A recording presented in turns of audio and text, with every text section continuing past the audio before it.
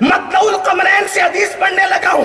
اللہ کے رسول فرماتے ہیں علی وہ ہے جو جنت و جہنم کا تقسیم کرنے والا ہے. جنت اور جہنم حسین کے بابا کے ہاتھ سے بٹے گی. لوگ یزید کو کس منہ سے جنتی کہتے ہیں؟ جنت لینے کے لیے نمازیوں کو بھی علی کے پاس جانا ہوگا. جو بے نمازی ہے وہ کیسے جا سکتا ہے؟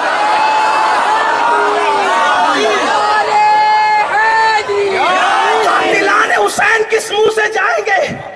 قاتلان حسین کس منہ سے جائیں گے؟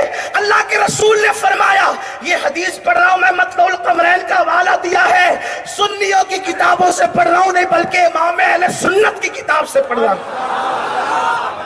کہا علی جنت و جہنم کا تقسیم کرنے والا ہے. میرے کسی عزیز نے شعر پڑھا تھا مجھے بہت اچھا لگتا ہے. اس نے کہا تھا کہ بچنا ہے تو علی سے جہنم میں جائیے، لیکن جب میں حدیث پہ پہنچتا ہوں تو میں سوچتا ہوں یا اللہ جو جہنم میں جائے گا وہ بھی علی سے بچ نہیں سکے گا، اس لیے کہ جنت لینا ہے تو علی کے پاس جانا ہوگا، لیکن جہنم بھی تو علی کے ہاتھ سے تقسیم ہوگی. اگر کوئی اتنا کٹر علی کا دشمن ہے کہ ٹھیک ہے علی سے ہی لینا ہے تو میں جنت نہیں لیتا، علی سے ہی لینا ہے تو میں جنت نہیں لیتا، جہنم میں جانا گوارا ہے لیکن علی کا چہرہ دیکھنا گوارا نہیں ہے، کوئی اتنا کٹر بھی تو دشمن ہو سکتا ہے. تو میرے نبی نے فرمایا جنت جو علی بانٹے گا جہنم بھی وہی علی بانٹے گا. پتا چلا جہنم میں جاؤ گے تب بھی علی کے بغیر نہیں جاؤ.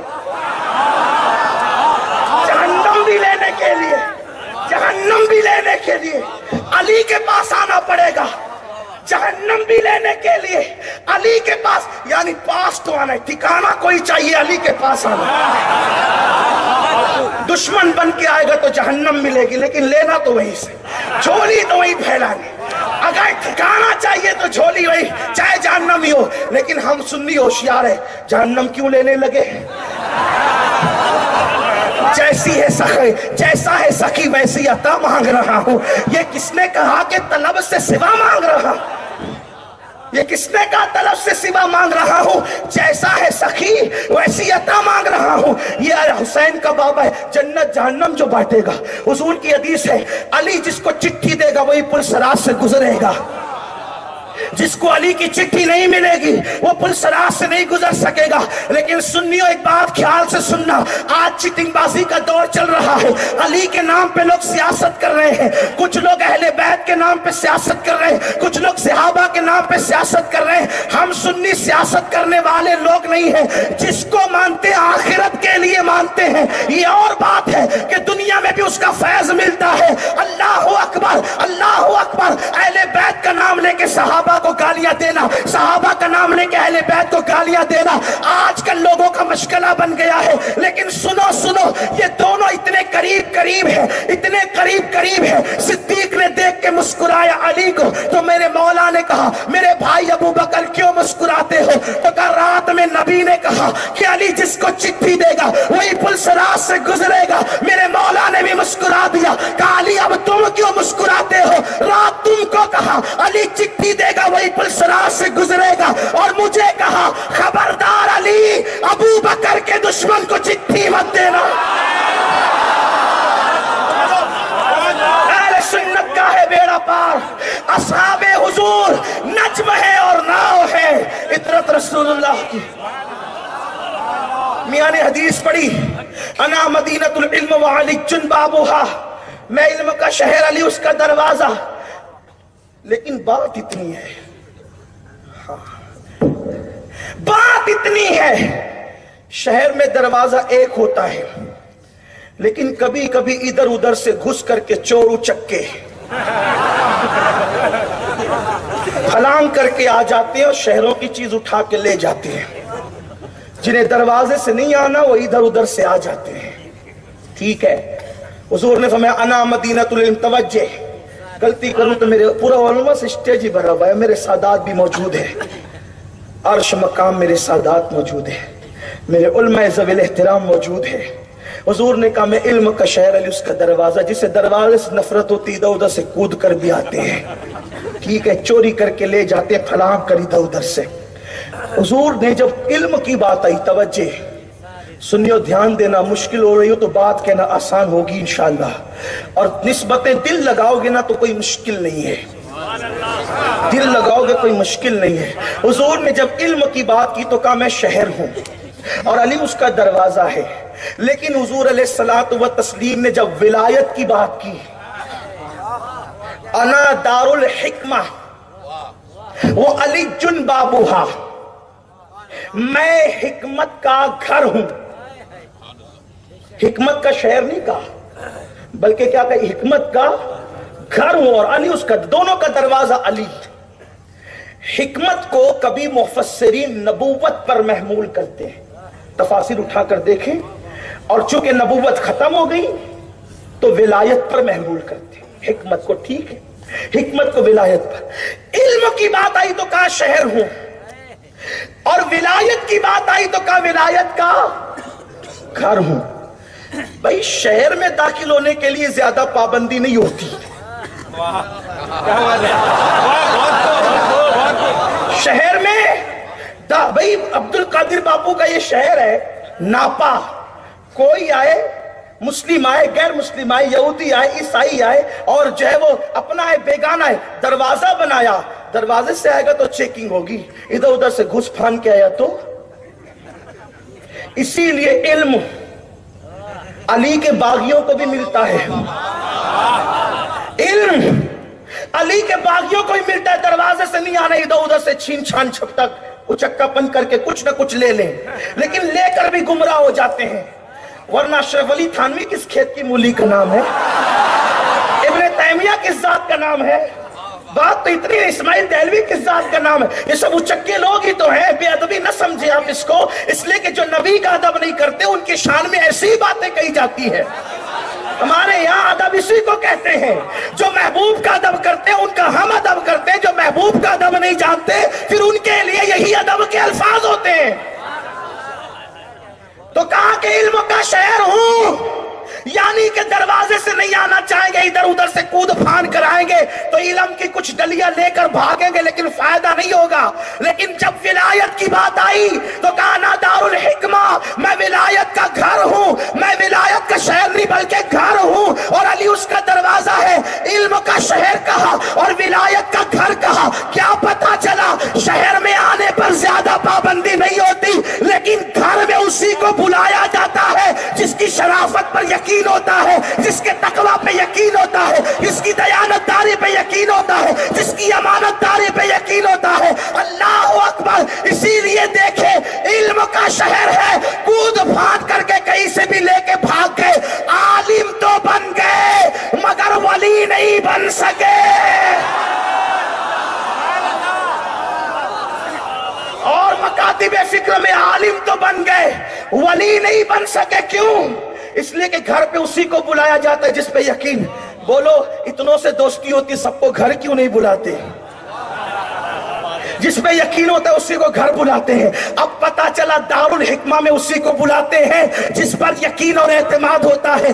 اب پتا چلا 73 میں 72 کو نہیں بلاتے، ایک ہی والوں کو بلاتے ہیں. اسی لیے تو اوروں کے یہاں محدث ملے گا، شیخ الحدیث ملے گا، عالم ملے گا، قاری ملے گا، مفتی ملے گا، لیکن غوث اعظم صرف اہل سنت میں ملیں گے، غریب نواز صرف اہل سنت میں ملیں گے، اشرف سمنا صرف اہل سنت میں ملیں گے، وارث دیوبند صرف اہل سنت میں ملیں گے، صاحب البرکات صرف اہل سنت میں ملیں گے، مفتی اعظم، محدث اعظم، مجدد اعظم صرف اہل سنت میں ملیں گے. پتا چلا نبی ولایت کے گھر میں اسی کو داخل کرتے ہیں جو علی کا وفادار ہوتا ہے.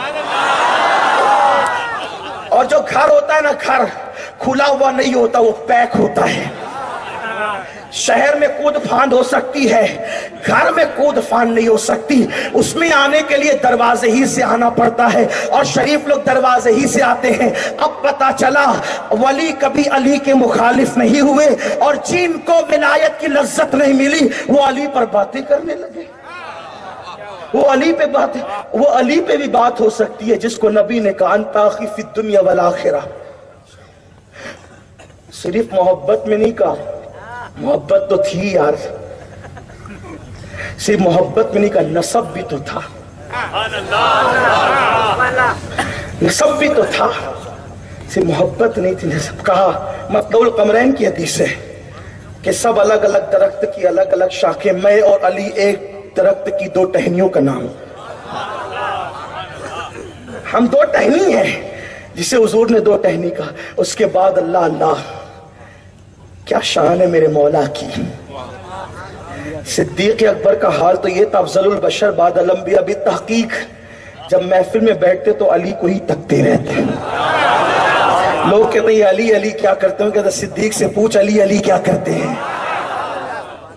صدیق چہرہ ہی تکتے رہتے. ایک دن ان کی بیٹی نے پوچھ لیا, بیٹی کوئی معمولی نہیں, محبوبہ محبوب رب العالمین, جس کے بستر پہ قرآن نازل ہو وہ عائشہ, مفتی چار ملت وہ عائشہ, جس پہ تہمت لگے تو سورہ نور نازل ہو وہ عائشہ, وہ میری اماں جان عائشہ سلام اللہ علیہا. اچھا ابا یہ محفل میں صرف علی کو کیوں دیکھتے ہیں؟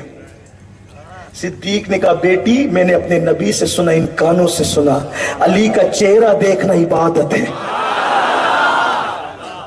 ایک بہت پیاری سی بات یاد آئی مجھے.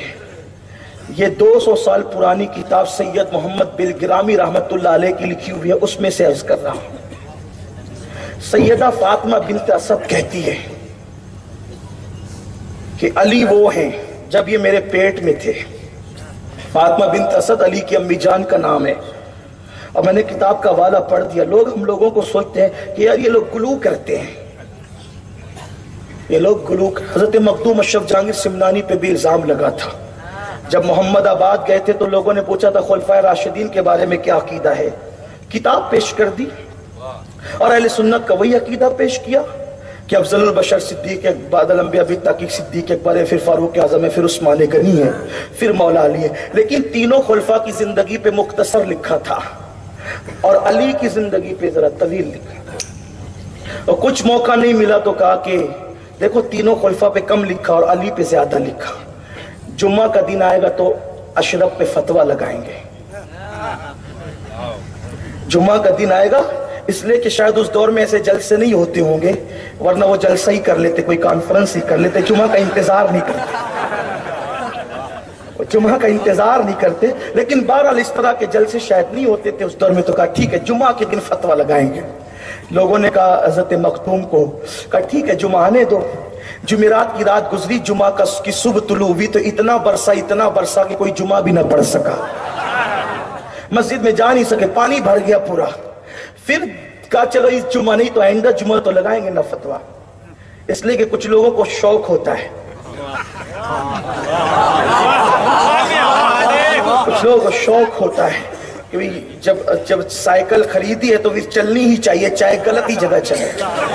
بائک خریدی ہے تو چلنی ہی چاہیے چاہے غلط جگہ چلے. لیکن بات ایسے نہیں ہے, غلط جگہ سائیکل چلاؤ گے تو اس کی جو ہے نا وارنٹی کم ہو جائے گی, اس کی صحت کم پہ اثر پڑے گا, بہت سارے معاملات ہوں گے. بہرحال میں اس طرف نہیں جاتا, بات کرنے لگا. اور آج کی بات نہیں کر رہا, آج سے 600 سال پہلے 700 سال پہلے کی بات کر رہا. تو کہا ٹھیک ہے آئندہ جمعہ کو لگائیں گے. کہا ٹھیک. پھر کہا کہ حضرت وہ تو آئندہ جمعہ کی بات کرتے. ٹھیک آئندہ جمعہ آنے دو. آئندہ جمعہ آیا, پھر اتنا برسا کہ پانی گھروں میں بھر گیا, نکل نہیں سکے. پھر تیسرا جمعہ بھی ایسا ہی ہوا. ایک ہوشیار تھا بیچارہ, اس نے کہا فتوے لگانے کا دماغ سے نکال دو ورنہ زندگی بھر جمعہ ہی نہ پڑھ سکو گے, اس لیے دماغ سے نکال دو. اور اس سے پوچھو اشرف سے کہ اس نے ایسا کیا کیوں ہے. اس لیے کہ قلم چلانے سے پہلے صاحب معاملہ سے پوچھنا چاہیے کہ اس نے ایسا کیا کیوں ہے. جا کر کے پوچھو کہ ایسا کیوں کیا ہے کہ تینوں خلفاء کی خلافت کو الگ ترتیب لکھا ہے, علی کو چوتھے نمبر پہ لکھا, لیکن صفات زیادہ کیوں ہوئے. لوگ کہتے ہیں علی کی فضیلت زیادہ کیوں بیان کرتے ہو. ہم کہتے ہیں اعتقاد الاحباب میں اعلیٰ حضرت نے لکھا کہ جتنی فضیلتیں نبی نے علی کے لیے حدیث میں بیان فرمائی اتنی حدیثیں کسی کے لیے بیان نہیں فرمائی. تو جب نبی نے زیادہ بیان کی ہے تو ہم بھی زیادہ بیان کریں گے, زیادہ لکھیں گے. لیکن اشرف سمنا عظیم شان کے مالک تھے, کہا کہ آپ نے علی کی فضیلت میں اتنے زیادہ اور آپ کیوں لکھے. تو فرمایا جب تو تیرے باپ کی تعریف کھل کے کرتا ہے تو میں سید ہوں, مجھے اتنی تو اجازت ہونا چاہیے کہ علی میرا باپ ہے.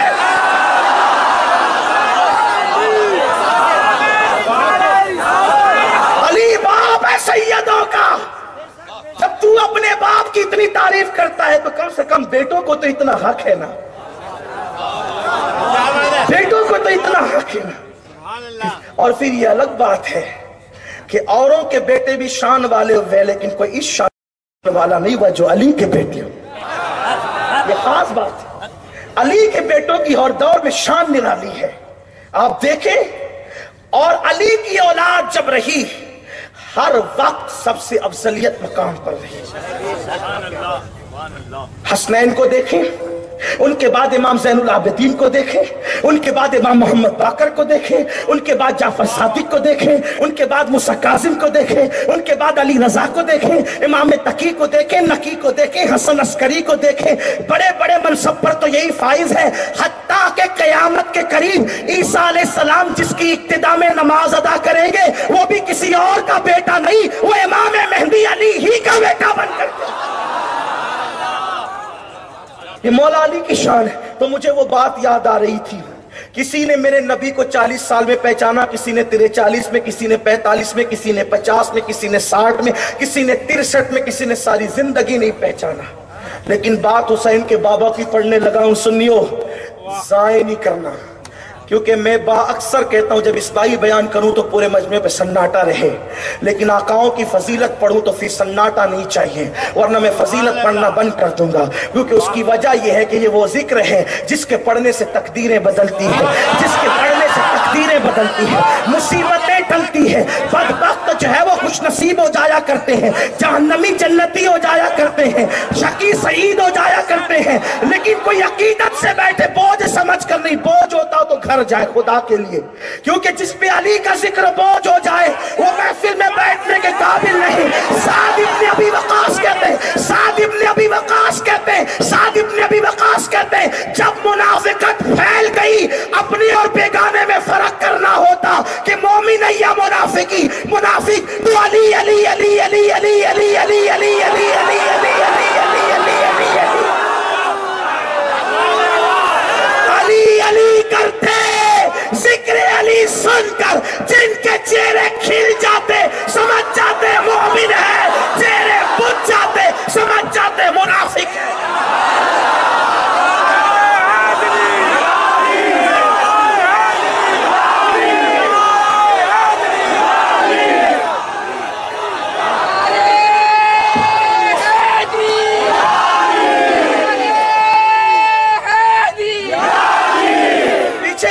खुश हो रहे हैं लेकिन मुझे समझ में नहीं आ रहा है।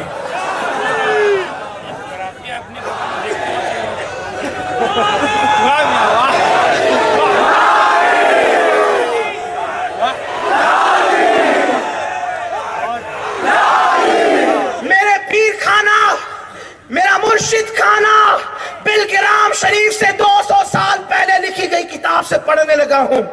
किसी ने पूरी जिंदगी नबी को नहीं पहचाना, लेकिन अली कौन?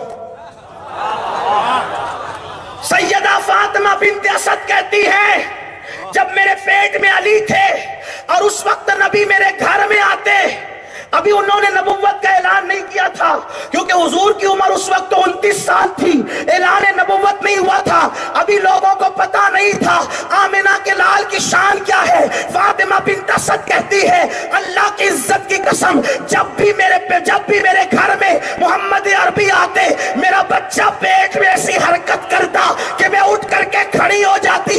एक दिन मेरे शौहर जनाब अबू तालिब ने कहा, तुम खड़ी क्यों होती इस हालत में, खड़ी ना हुआ करो, खड़ी ना हुआ करो। मैंने कहा क्या करूं, बच्चा पेट पे हरकत ही ऐसी करता है कि खड़े होना पड़ता है। हजरत फातिमा बिन्त असद कहती है, एक दिन आजमाने के लिए जनाब अबू तालिब ने, फातिह खैबर के बाप ने कंधों को दोनों तरफ से पकड़कर दबा दिया, उठने नहीं दूंगा। लेकिन फातिमा बिन्त असद कहती है, फिर भी मेरे अंदर बच्चे ने ऐसी हरकत की, और कहां से ताकत पैदा हो गई कि मोहम्मद को देखकर बैठ न सकी, क्योंकि उस वक्त अबू तालिब की ताकत इसलिए फेल हो गई कि अंदर से फातिह खैबर की ताकत।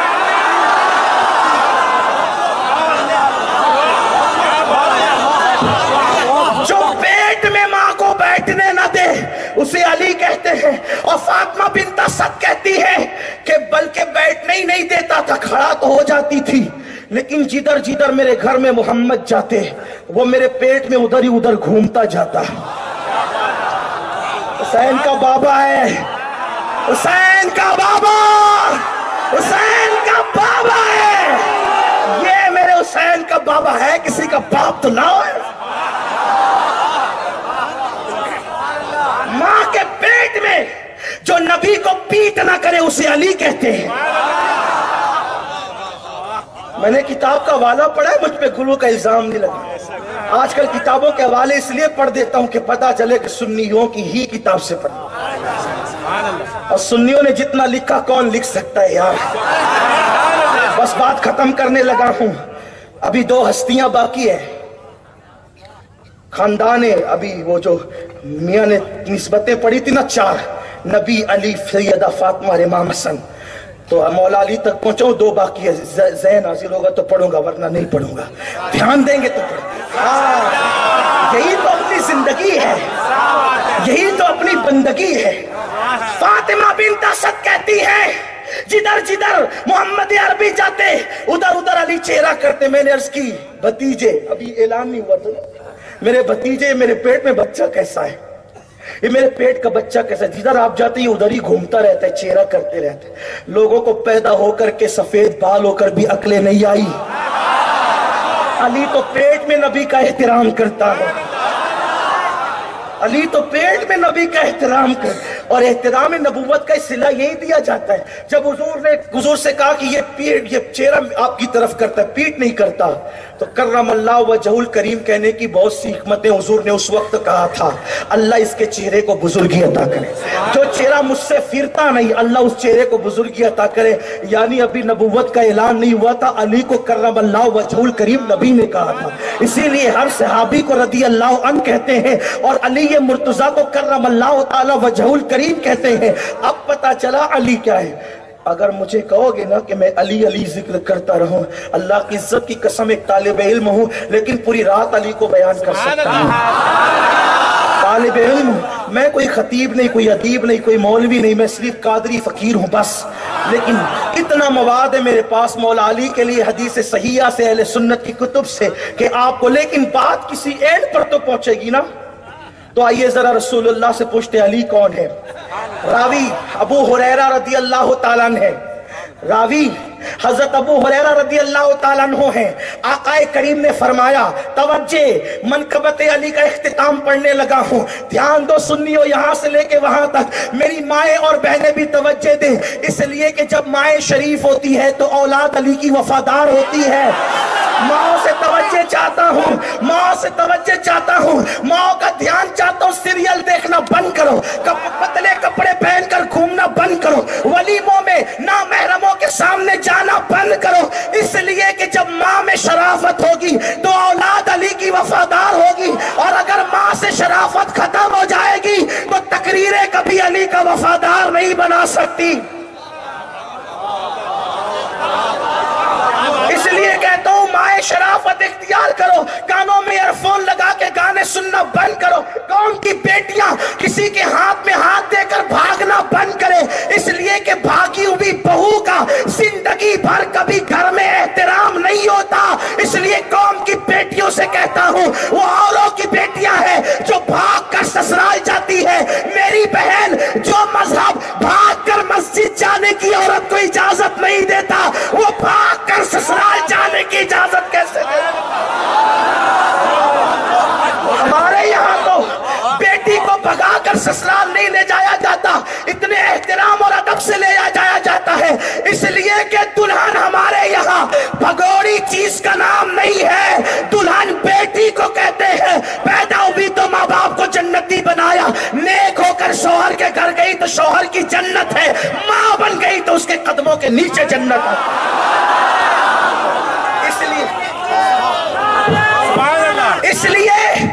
اس لیے میں بہنوں سے کہتا ہوں, سیریل کی اداکارہ کی نقل نہ کرنا, ورنہ تیرے یہاں علی والا پیدا نہیں ہوگا. پردے کی پابند بننا, کنیز فاطمہ بننا, کنیز فاطمہ بننا, عبادت گزار بننا, قرآن کی تلاوت کرنے والی بننا. بات ابھی آگے اگر یاد آئی تو عرض کروں گا. میرے رسول نے فرمایا, ابو ہریرہ رضی اللہ تعالیٰ کہتے ہیں, اللہ کے رسول نے فرمایا, سارے زمین اور آسمان کو اوراق بنا دیے جائیں, سارے زمین اور آسمان کو اور آگ بنا دیے جائیں، 7 سمندروں کے پانیوں کو روشنائی بنا دی جائے، اور سارے درختوں کی ٹہنیوں کو لکڑیوں کو قلم بنا دیا جائے، سارے انسان جنات اور فرشتے مل کر علی کی منقبت لکھنے لگے، ہاتھ شل ہو جائیں گے، درخت کی لکڑیوں کے قلم کھس جائیں گے، 7 سمندروں کا پانی ختم ہو جائے گا، لیکن پھر بھی علی کی منقبت ختم نہیں ہو سکتی۔ یہ حسین پاک کا بابا ہے، یہ حسین پاک کا